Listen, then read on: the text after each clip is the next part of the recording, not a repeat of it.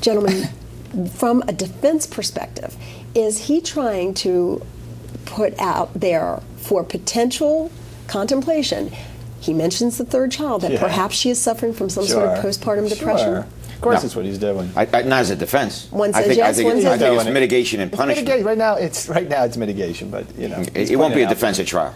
It will not. It will not be a defense at trial. Why not? It'll be a guilty. It'll be a guilty plea, And this will be brought in for mitigation. I was trying to keep from puking when I heard, she's concentrating on being a mother for the third time. She left the damn children and got on the plane with the other one. That's not even That's not even a.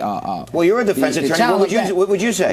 I wouldn't say anything at this point. You wouldn't say anything? I wouldn't say anything. You missed the opportunity to go on television? I would. Absolutely. I wouldn't. You kidding me? You don't miss any opportunity to go on television. But what I'm saying is this: I wouldn't say she's spending time with and concentrating on a family. And I'm not. Listen, Lou and I are very good friends. Lou does what he needs to do in this case. He knows things that I don't know about it. But what I'm submitting to you now is that I'm not buying that.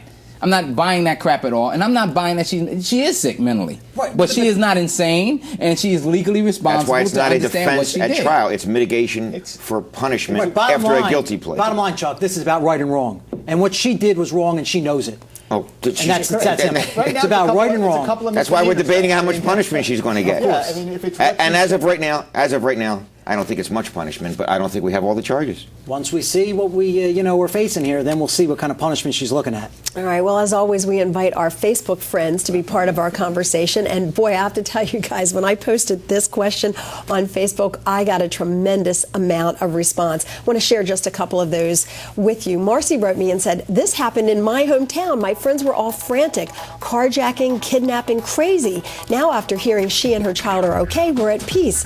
I, though, am very angry at her. She stole from her employer and made up a horrible story. She skipped town with her youngest child. It's so sad. She's sick. I don't know what kind of medications she was on but I truly feel that she, quote, lost it. She needs serious help. I hope she gets it." What is this? Oprah, do you hear me? She'll probably get locked away, but I truly feel that if she lost it, she needs help. I hope that she'll get it. Dennis writes, if a man stole hundreds of thousands of dollars, kidnapped his own daughter, and we saw the girl's mother on TV pleading for their safe return, would he be able to blame it on hormones or illness? Now, we do have to say to the Facebook friends, hey, these are allegations that she has stolen money. There has been no proof of that to this point. Troy writes, they need to throw the book at her and make an example. Plus, to say that she was kidnapped by two black men is sick.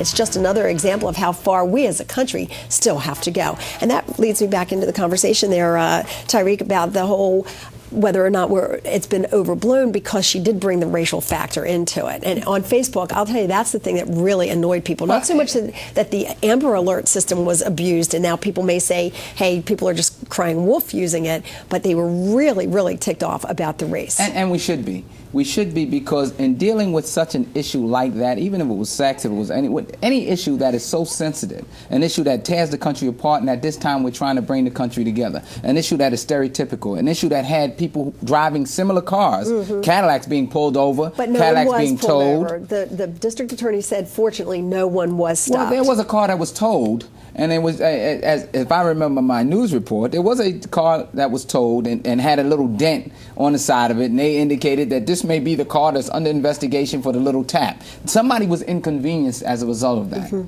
And it seems to me that if someone does something intentionally like that, they have to deal with the consequences of that. And I say drop it into a community of black men and see what happens. All right, on that note, we're going to take a quick break, but when we come back, we want to know what you have to say about the kidnapping hoax. Do you think that the mom needs help? Does she need to have our support, our sympathy, mental health assistance, or would you like to see her put behind bars? If you want to tell us what you think, you can email us during this break. We'll check in with our guests right after this.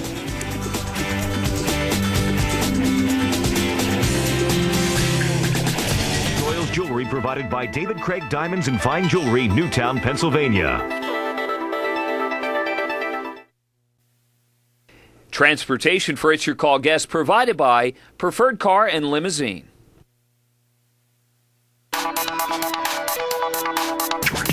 There's other things that were taking place that made her make that conscious decision to go that route. She should go to jail for a little while, because it's ridiculous. Like, why would you want to joke about that when there's plenty of people really getting kidnapped? I think they should take her for an mental health evaluation and then go from there.